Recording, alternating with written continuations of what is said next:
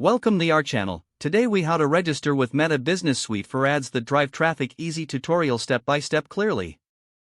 To register with Meta Business Suite for ads that drive traffic, start by opening your preferred web browser. Navigate to the Meta Business Suite homepage.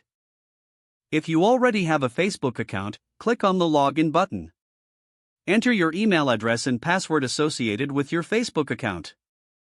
If you don't have a Facebook account, you will need to create one. Click on the Create New Account option and fill in the required information. Follow the on-screen prompts to complete your account setup.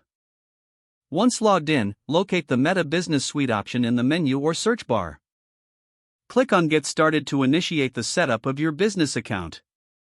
Input your business name and select a category that best describes your business. Fill in additional details, such as your business address and phone number. After entering your business information, click on Next to proceed.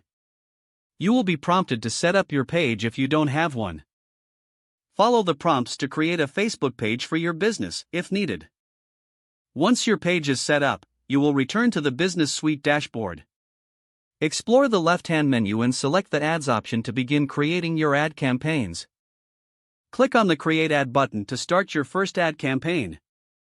Choose your ad objective that focuses on driving traffic. Follow the prompts to define your target audience based on demographics and interests. Set your budget and schedule for the ad campaign. Design your ad by uploading images or videos and crafting a compelling message. Preview your ad to ensure it aligns with your goals. Once satisfied, click the Publish button to launch your ad campaign. Monitor the performance of your ads regularly through the dashboard. Adjust your strategies as needed based on the insights you gather.